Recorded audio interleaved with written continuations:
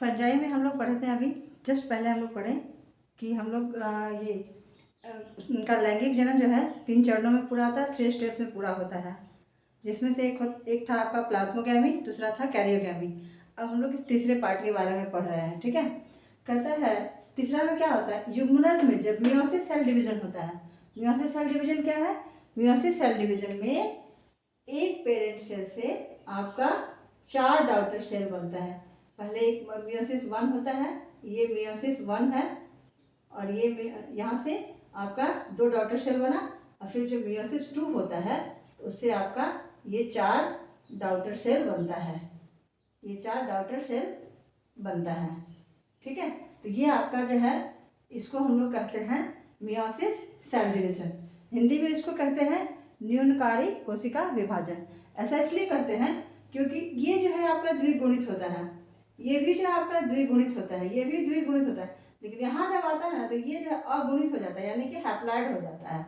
इसीलिए इसको हम लोग क्या कहते हैं, आपका न्यूनकारी कोशिका विभाजन कहते हैं, इसको इंग्लिश में कहते हैं मियोसिस सेल डिवीजन, ठीक है। ऐसा इसलिए होता है क्योंकि इनमें जो है इनका जो डॉटर सेल है, डॉटर सेल में जो है नंबर ऑफ क्रोमोसोम जो है आपका पेरेंट सेल का बिल्कुल आधा हो जाता है, इसीलिए इसको न्यूनकारी कोशिका विभाजन कहते हैं, ठीक है।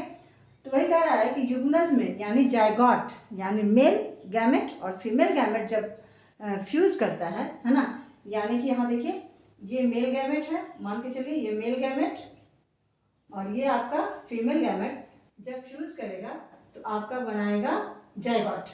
ये क्या बनाएगा, यही है आपका जायगोट कहते हैं, या इसको हम लोग युग्मनज कहते हैं, युग्मनज। इसी को इंग्लिश में हम लोग युग्मनज कहते हैं, हिंदी में युग्मनज कह दिए, और इसको इंग्लिश में हम लोग जायगोट कहते हैं। फिर इसमें क्या होता है, फिर मियोसिस सेल डिवीजन होता है, जिसके कारण क्या होता है कि हैप्लॉइड सेल्स बनते हैं, ठीक है।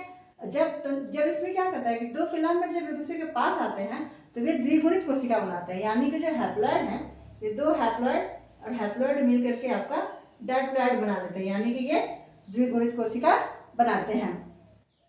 तो इसको हम लोग इस प्रोसेस को हम लोग कहते हैं डाइकैरियन, यानी केंद्रक युग्म कहते हैं, या इसको हम लोग कहते हैं डाइकैरियन।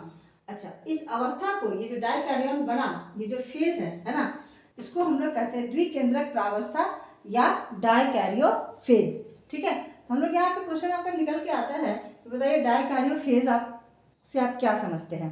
तो इसमें हम लोग साफ कर सकते हैं कि जब 2 हैप्लॉइड है ना, यानी कवक में जब 2 हैप्लॉइड एक दूसरे के साथ आते हैं और दोनों संलयन होकर के यानी कि फ्यूजन होकर के आपका जो है द्विगुणित कोशिका बनाते हैं, तो इसी को हम लोग कहते हैं डाइकैरियो फेज, या इसको हम लोग इंग्लिश हिंदी में कहते हैं इसको द्विकेंद्रक प्रावस्था, ठीक है। अब जो है कवक जो जाल बनाने का आकारिकी होता है, यानी इसका जो स्ट्रक्चर होता है उसके आधार पे, बीजाणु यानी स्पोर्स बनाने के आधार पे, फिर उसे कहते हैं फलन का यानी फ्रूटिंग बॉडी जो बनाता है, इसके आधार पर कवक को यानी कि फंजाई को 4 कैटेगरी में कैटेगराइज किया गया है। कौन सा 4 कैटेगरी है, तो पहला है आपका फाइकोमाइसिटिस, इसको हम फाइकोमाइसिटिस इंग्लिश में भी कहते हैं, एस्कोमाइसिटिस, इसको इंग्लिश में भी वही सेम नाम है।